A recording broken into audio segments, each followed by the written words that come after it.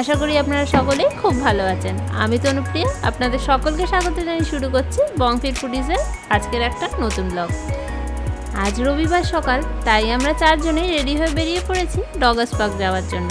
আসলে রবিবার দিন করে সেখানে ব্রেকফাস্ট সার্ভ করা হয়, আর যাদের ওখানে খাওয়ার মন হয় তারা সেখানে পে করে খেতে পারে। তাই মনোজ বলল, চলো তাহলে ব্রেকফাস্টটা ওখান থেকেই সেরে আসবো। তাই আমিও আর ঘরে কোনো ব্রেকফাস্টের ব্যবস্থা করিনি।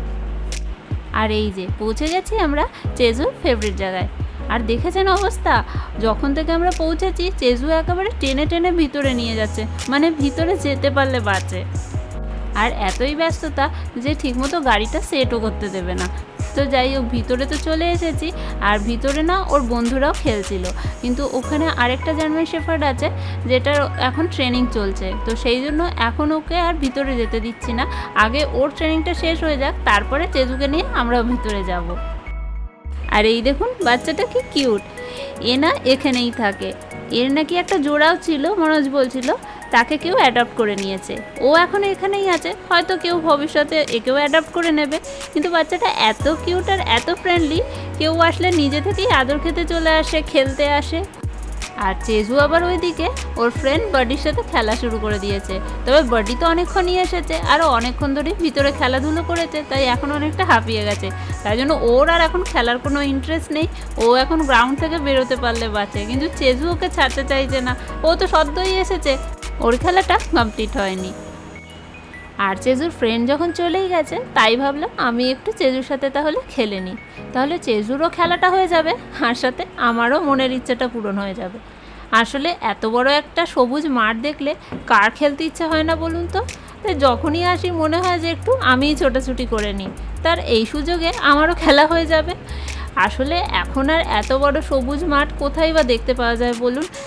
আগে আমাদের বাড়ির সামনেই কত মাঠ ঘাট কত কিছুই ছিল, আমরা সেখানেই কত ছুটে খেলেছি। কিন্তু এখন বাচ্চাদের খেলার জন্য আলাদা করে পার্কে যেতে লাগে, না হলে তাদের আর খেলার কোনো জায়গা নেই। আর পার্কেই বা কত নিয়ে যাওয়া যায় বলুন? তখন ওই বাচ্চারা ঘরে বা নিজে ফ্ল্যাটের কম্পাউন্ডে খেলে, তো সেখানে তো সেই মাঠের যে আনন্দ সেটা ওরা কখনোই পায় না। তো সেই জন্য ওদের মধ্যে এখন টিভি আর মোবাইল এটার প্রতি এত আকর্ষণ তৈরি হয়ে যায়। আর ওই যে আরেকজনকে দেখুন, খেলা তার শেষ। এখন যেহেতু আমি ওকে খেলতে ডাকছি, তো আমার থেকে দূরে দূরে পালিয়ে বেড়াচ্ছে। তো এখন আর যতই আমি ডাকি, ও কিন্তু আর খেলতে আসবে না। আসলে বেচারা অনেক টায়ার্ডও হয়ে গেছে, এই গরমটাও খুব পড়েছে আর রোদ্দুরটাও উঠে গেছে, তো সেই জন্য একটু ছায়াও খুঁজে বেড়াচ্ছে। দেখুন, ছায়া যেখানে পাবে সেখানে গিয়ে বসে পড়বে, আমি বসতে দিচ্ছি না বলে বিরক্ত হচ্ছে।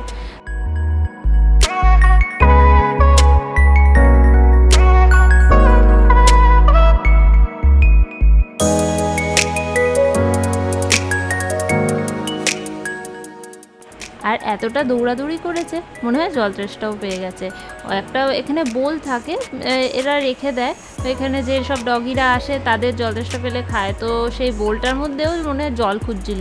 তো আমি দেখে একটু জল ভরে দিয়েছি, পুরো জলটাই ও খেয়ে নিল, যে এত তেষ্টা পেয়ে গেছিলো। আসলে গরমটা এত বেশি পড়ে গেছে এবছর। তো যাই হোক, ওদেরও তো সকালবেলাটা নিয়ে আসা হয়, কিন্তু তাও কষ্ট তো হয়ই।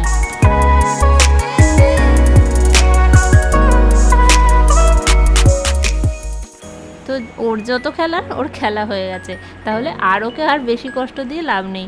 যাই তাহলে আমরা এখন ওকে নিয়ে ভিতরে চলে যাই, আমাদেরও ব্রেকফাস্টটা হয়তো স্টার্ট হয়ে যাবে এখনই, আমরা আমাদের ব্রেকফাস্টটা সেরে নিয়ে গিয়ে। এই যে এখানে আবার গোছানো গাছানো কিন্তু মোটামুটি শেষ হয়ে গেছে, এবারই হয়তো সার্ভ করে দেবে। তো এখানে আজকের মেনুতে রয়েছে একটা ভেজ একটা নন ভেজ। তো ভেজে রয়েছে ওই ছোলে ভাটুরে আর ডালের বড়া, আর নন ভেজে রয়েছে egg poach, egg omelette, bhurji আর ব্রেড। তো আমি আর সকাল সকাল ওই ছোলে ভাটুরে নেব না, আমি ভুর্জি বা এগের ওই মেনুটাই নেব। আর মনোজ আবার ছোলে ভাটুরে খাবে, আর মেয়েও বললো ও এগই খাবে। তো আমরা দুজন এগ নিচ্ছি আর মনোজ ভেজটা নেবে। তবে দুটোরই কিন্তু প্রাইস একই। हेलो वो डर गया, वो डर गया। बोलो चलो हाय। আর এনার নাম হলো গিয়ে শ্যাডো। এতক্ষণ বেশ ভালোই খেলাধুলা করেছে, তারপরে সুইমিং করে ড্রাই করে এখানে নিয়ে আসা হয়েছে। এখন বেশ ভালোই শান্তভাবে বসেছিল, হঠাৎ করে ক্যামেরাটা মুখের সামনে নিয়ে গেছে, তো ও বেচারা ভয় পেয়ে গেছে। এখন সবারই বাড়ি ফেরার পালা। ওরা তো অনেকক্ষণই এসেছিল, অনেকক্ষণ খেলে হচ্ছে, এখন তাই ওরা আগেই বেরিয়ে যাচ্ছে। আমরা একটু ব্রেকফাস্টটা সেরে নিই, তারপরে বাড়ির দিকে বেরোবো। ब्रेड हाँ बोलছি आदर करते नहीं, वो खाना अंडे की स्मेल लेनी, खाना नहीं। और मिर्चा है उसमें उसमें एक अच्छी मतलब प्लेट में से कभी नहीं, प्लेट में से कभी नहीं। আর এইদিকে দেখুন অবস্থা, ও একটু আদর খেতে এসেছিল আর সে দেখে চেজু একেবারে ব্যস্ত হয়ে পড়েছে।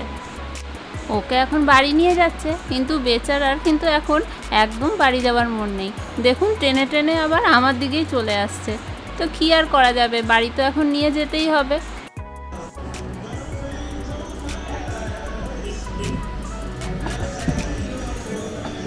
এনে তোমাকে আরেকটা ডিম চাই।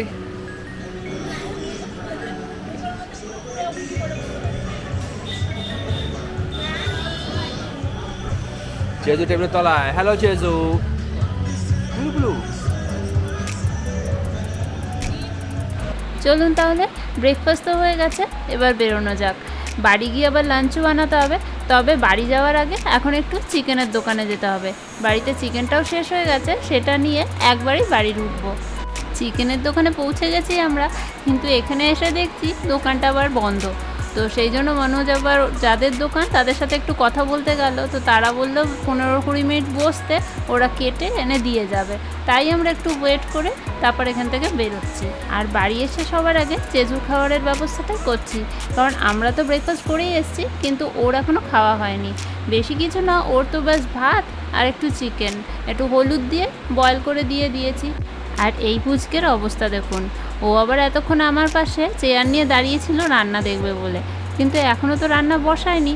তাই ও ভাবলো আর দাঁড়িয়ে থেকে কী হবে, যাই আমি নিজের কাজই করি, তাই নেমে চলে গেল।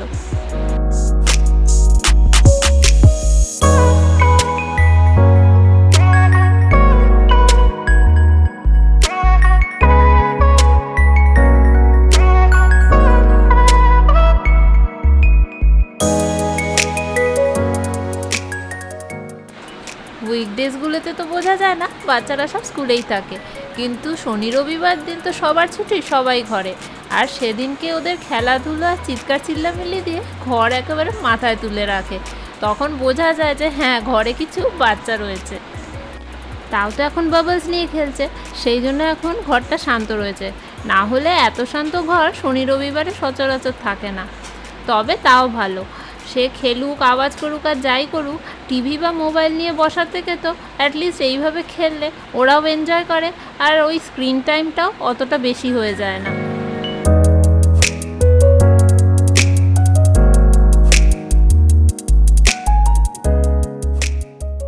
চলুন তাহলে এবার গিয়ে লাঞ্চটাও বসিয়ে দিই, অনেকটাই দেরি হয়ে গেল।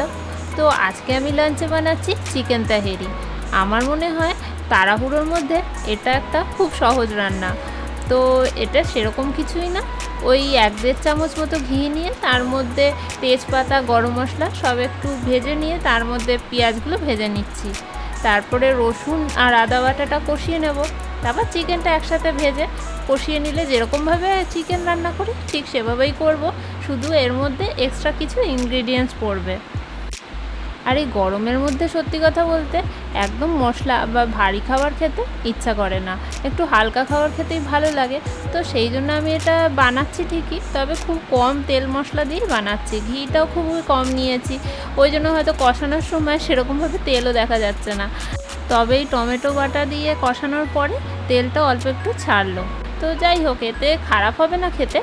আর সাথে এর মধ্যে যেহেতু আমি একটুখানি পেঁয়াজ রসুন দিয়েছি, যেটা একটু পেটটা গরম করে, সেই জন্য এর মধ্যে আমি একটু ধনে পাতা আর পুদিনা পাতা বাটাটাও দিয়ে দেবো, তাহলে ওটা না হজমে খুব হেল্প করে। এবার এতে দিয়ে দিচ্ছি অল্প একটু বিরিয়ানি মশলা, এতে না টেস্টটাও একটু এনহ্যান্স হয়ে যাবে।